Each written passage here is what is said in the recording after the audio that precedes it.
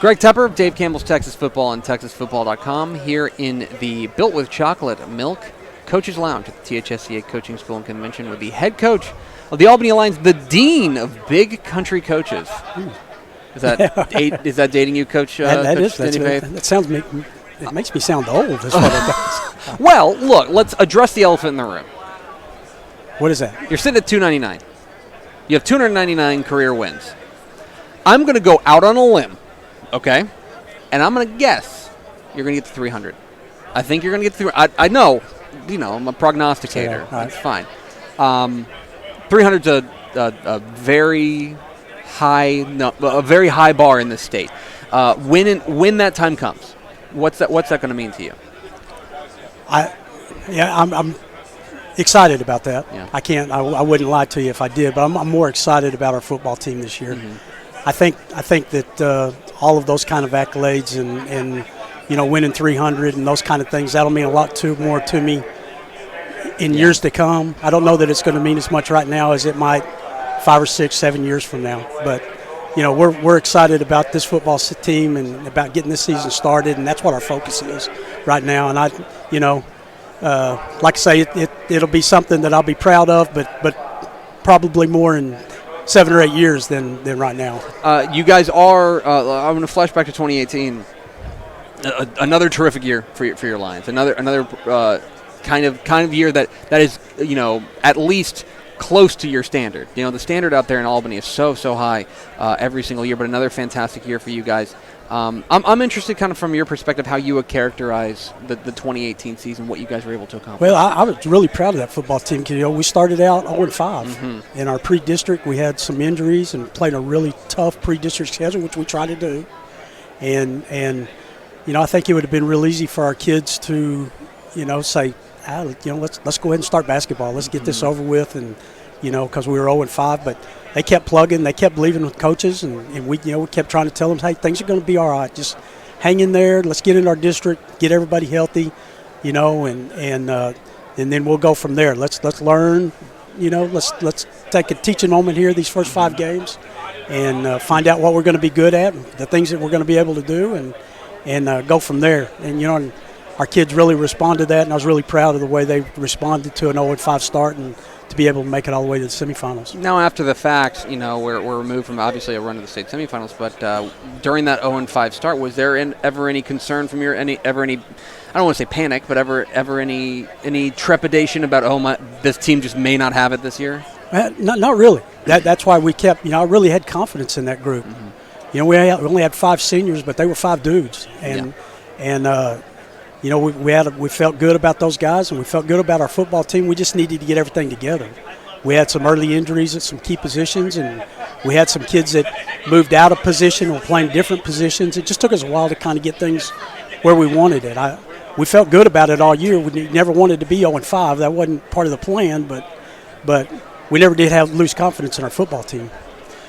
One guy who I know that really won a lot of fans in the Dave Campbell's Texas football offices is Ben West. This is a guy that I felt like maybe in the toughest times was the guy who held this team together. I know he came up with big play after big play. From your perspective, as the guy who gets to see him every day in practice, what is it about Ben West that you welcome back this year that makes him so special? He's one of those kind of kids that has, you really can't put your finger on it. It's just one of those kind of things. He's got that it factor. Yeah.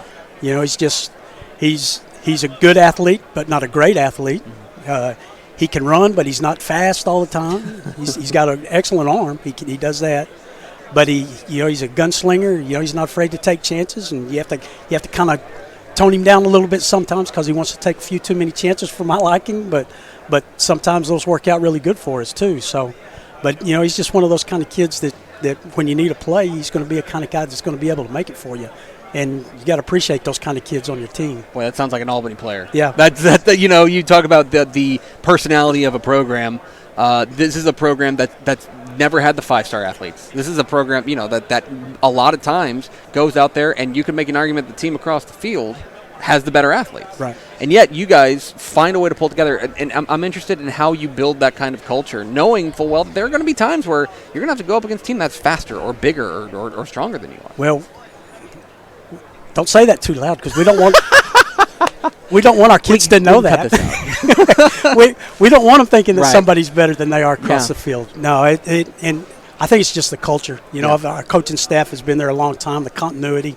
Our kids growing up want to be Lions. You know, when they're in elementary school, they go to our games and they have heroes on that team and they want to be those guys. And I think it's just kind of the culture that we've built there. And it's, you know, that's something that I'm really proud of too, is to be able to do that and have assistant coaches that have stayed with us so long and been a part of that, and the loyalty that they show to the program. The kids love our coaching staff, and I just think it's been a great chemistry and a great situation where everything's just kind of fallen in place for us, and it's been really fun. Now we're heading forward into 2019, and I don't know if you've picked up a copy of Dave Campbell's Texas Football, but I know we've won a lot of friends in Albany with our predictions.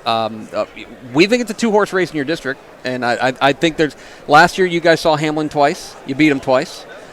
This year we think there's a pretty good chance you guys see him twice as well. I'm not going to ask you to give away your game plan, but when you take a look at your district, how do you what do you see from your perspective? Well, I don't know about two-horse race. I think there are going to be some really good football teams in our. I think Haskell's going to be much improved. I think Cross Plains is going to be really good. Of course, Hamlin, you know what Hamlin's got. So Roscoe's going to, has always kind of got that tradition down there where they play hard. And you slip up one time on a Friday night in our district, I think you can get beat any night. But obviously, Hamlin with what they've got returning and the kind of athletes that they've got over there the next couple of years, I think they deserve probably where you've put them. So we're going to do everything we can to make sure that doesn't happen. But Coach Lucas and their staff does a great job of coaching those kids up, and thank you. It happened. We finally had a coach thank us for ranking for where we ranked his team. So you mentioned that guys grow up wanting to be Lions. Guys grow up in Albany wanting, with heroes in those teams. I know a lot of those guys looked up to guys with last name Faith. And I know that there are probably some people watching who are wondering about your family and about some of those guys with the last name Faith who rolled through and were such great players for you. Yeah, I'm really proud of those guys. All three of my sons, I had the blessing and the pleasure to be able to coach all three of them, and what a great experience that was for them. I hope as much as it was for me. One of them is a coach now. The other two want to be coaches. I don't know that that's a good thing, but my oldest son Aaron's coaching in Mason, and he got to play and win a state championship last year, and he comes home. Every time he comes home, he comes in flashing his ring. So, I was excited for that Mason football team, and especially him getting to be a part of that, and then of course my two younger sons both going to school at A&M and wanting to coach. So we'll see how that goes. It's in the blood. I don't know. We'll see. We'll see. He's Denney Faith of Albany here joining us in the Built with Chocolate Milk Coaches Lounge. But now it's time for the Dick's Sporting Goods Wheel of Questions.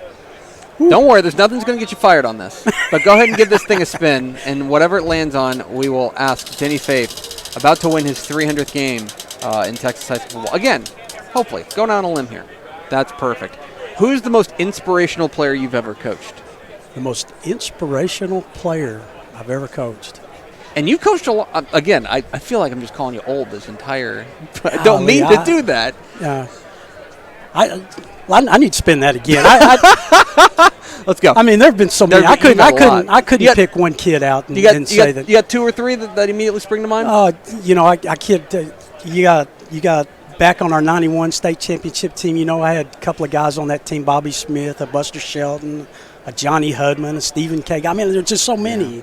And then you go to the '09 team, and I had Aaron, my son, Elijah, Leaf Johnston was our quarterback. I mean, just I forgot about Leaf Johnston. He was great, so good. Yeah, great kids. And then the 14 and 15 years, I had Alex, my son, Adam, my son, Dax Neese, Drew Neese. The Neese boys that grew up with my kids, and so I'd have to ask another guy. I couldn't single one kid out.